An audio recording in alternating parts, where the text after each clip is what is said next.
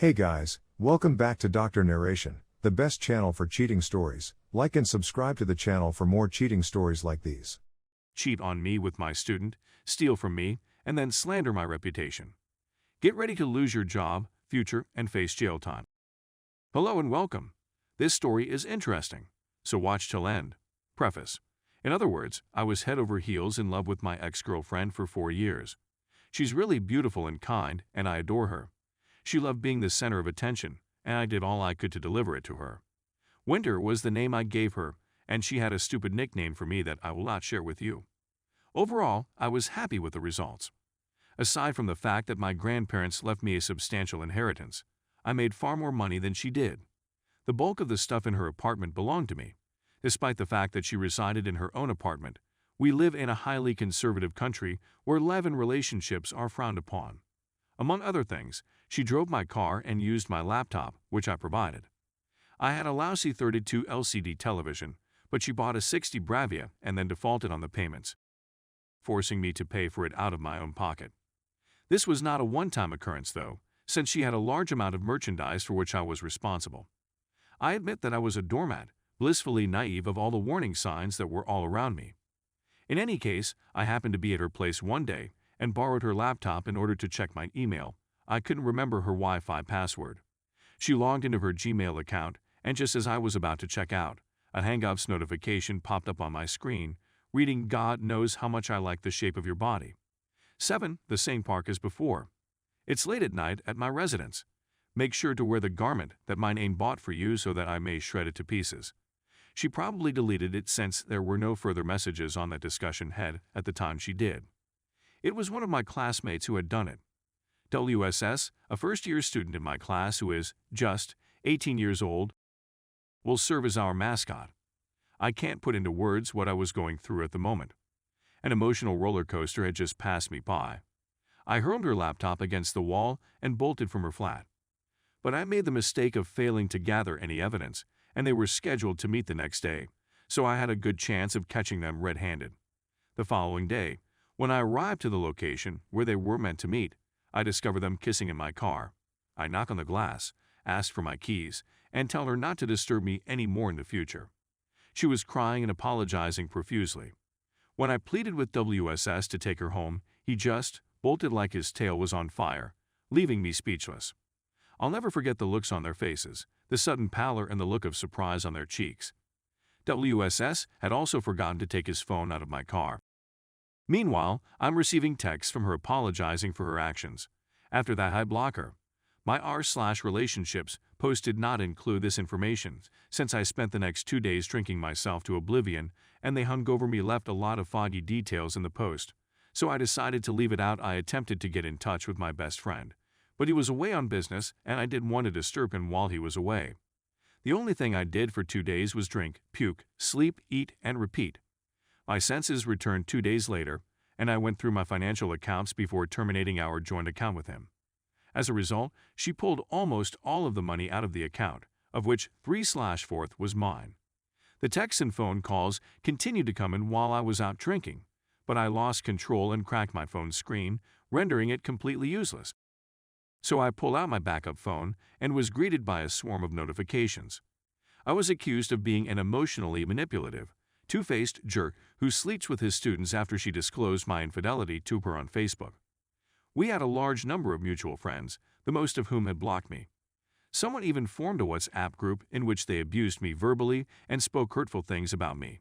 She even went so far as to turn my sister against me. In order to marry a woman half his age, our father abandoned our mother. Our mother got depressed and died after a few years. As a consequence, she was very sensitive to infidelity.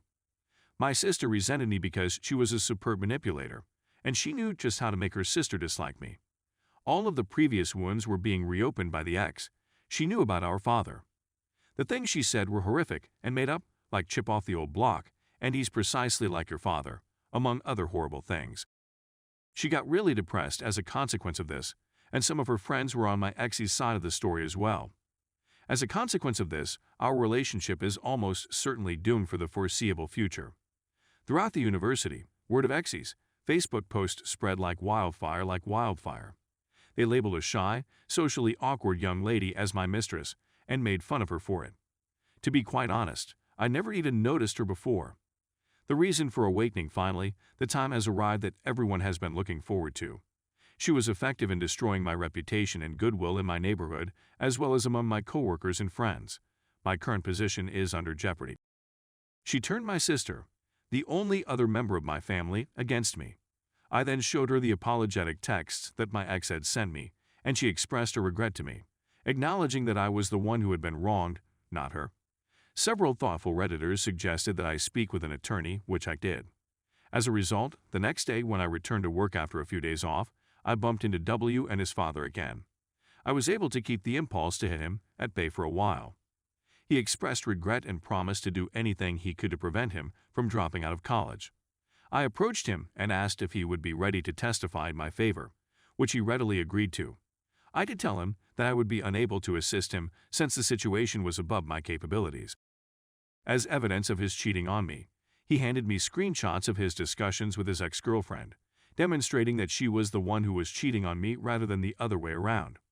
And he showed me screenshots of his conversations with his ex-girlfriend, demonstrating that it was she who was cheating on me and not the other way around. He said he would still testify in my favor, and he showed me screenshots of his conversations with his ex-girlfriend, demonstrating that it was she who was cheating on me and not the other way around. Sections 499, defamation, 500, and 504, defamation, of the Indian Penal Code were the subject of complaints I filed with the court, intentional insult with intent to provoke breach of the peace. In all honesty, the day of the hearing was the best day of my life since the end of my relationship, and I was overcome with joy. The court ordered her to be punished in addition to being chastised for making multiple nasty words about me and becoming enraged. A settlement outside of court was proposed by her attorney, which I gently denied, pointing out that she had undoubtedly fouled up more than just my life by doing so. It would have been significantly less costly, and I would have earned a little more money as a consequence, but she got the shaft. Despite the uproar, they were unable to cancel my contract due to the fact that it was for 5 years in duration. Instead, I was sent to a different university. However, I will have to travel a little more than I would want in order to earn the same amount of money and have the same benefits. She, on the other hand, is covered from head to toe with feces and waste material. In response to my reporting her to authorities, her employment as a librarian at the institution where I worked, she had a bachelor's degree in library science, was terminated. One of the reasons for this is that she was philandering with a student, and as a consequence, her prospects of finding work in the future have been diminished. Furthermore, she might face jail time under Sections 500 and 504, which could result in up to 2 years in prison, a fine, or a combination of the two punishments, and Indian jails, sheesh. She is, however, entitled to post a bond in lieu of imprisonment. W has been expelled from the club for violating the club's rules. The money she stole would be used to pay for her legal counsel, which would be paid for by the government. It was my closest buddy that went to her residence and returned my belongings to me. Among other things, the items included a futon, a refrigerator, an air conditioner, a laptop, various pricey gadgets, and a piece of jewelry. However, since the television is registered in her name, she would be able to retain it, because attorneys aren't cheap. She'd almost certainly have to sell the business in order to make ends meet. She also does not have a job and does not have access to financial resources. Given the fact that this is India, it should come as no surprise that the people who live here are deeply rooted in their cultures and beliefs. When she grows up, she will have to confront her parents, who are still persuaded that she is a virgin, about her